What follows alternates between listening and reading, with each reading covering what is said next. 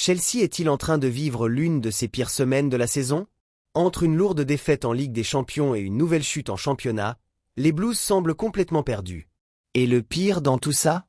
Le match retour face au Paris Saint-Germain arrive déjà mardi, avec très peu d'espoir pour les Londoniens. Alors Chelsea peut-il encore créer un miracle européen? Ou bien le club londonien se dirige-t-il vers une nouvelle désillusion?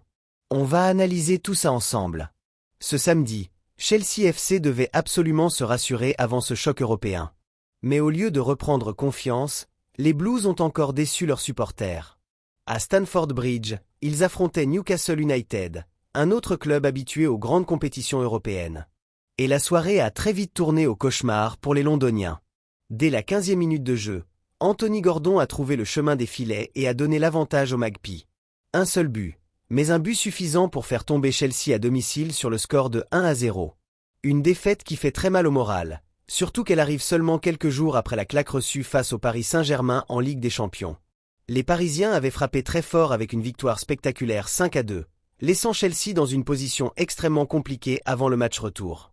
Mais ce qui inquiète encore plus les supporters, ce n'est pas seulement le résultat, c'est la manière. Sur le terrain, Chelsea semble nerveux en défense et totalement inefficace en attaque. Les joueurs manquent de confiance, les occasions sont rares, et l'équipe semble parfois complètement perdue. En Premier League, la situation commence aussi à devenir préoccupante. Chelsea occupe désormais la 5e place du classement, mais pourrait glisser à la 6e position si Liverpool FC s'impose face à Tottenham Hotspur. Une situation qui met énormément de pression sur l'entraîneur Liam Rosenior, aujourd'hui très critiqué par les médias anglais et par les supporters. Plusieurs journalistes ont d'ailleurs pointé du doigt son attitude pendant le match.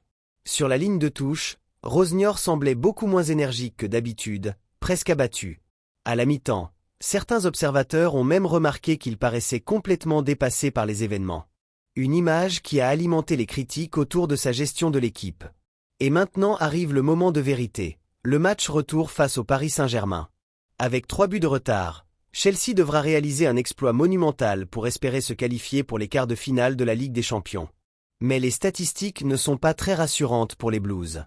Selon plusieurs analyses, Chelsea devrait terminer la saison de Premier League avec environ 61 points, soit moins que la saison dernière et même moins que sous l'entraîneur Mauricio Pochettino. Autrement dit, la progression espérée par les dirigeants et les supporters ne semble pas vraiment au rendez-vous. Et comme si cela ne suffisait pas, les prochains matchs s'annoncent encore très difficiles pour les Londoniens. Après ce choc européen, ils devront affronter Everton FC puis le redoutable Manchester City en championnat. 2 rencontres qui pourraient encore compliquer la situation de Chelsea. La question que tout le monde se pose maintenant est simple. Chelsea peut-il encore sauver sa saison? Une remontada contre le Paris Saint-Germain changerait totalement la perception de cette équipe et redonnerait de l'espoir aux supporters. Mais avec la forme actuelle des Blues, beaucoup pensent que l'élimination est presque inévitable. Mardi soir pourrait donc être un moment décisif pour l'avenir du club et pour celui de son entraîneur. Une chose est sûre, la pression sera énorme à Stamford Bridge. Et maintenant j'ai envie de vous poser la question. Selon vous, Chelsea peut-il réussir une remontada historique contre le PSG ou le club londonien est-il déjà éliminé? Dites-moi votre avis dans les commentaires. Et si vous aimez les analyses et les actualités football expliquées simplement, n'oubliez pas de vous abonner à la chaîne et d'activer la cloche pour ne rien rater des prochaines vidéos. Parce que dans le football, tout peut basculer en 90 minutes.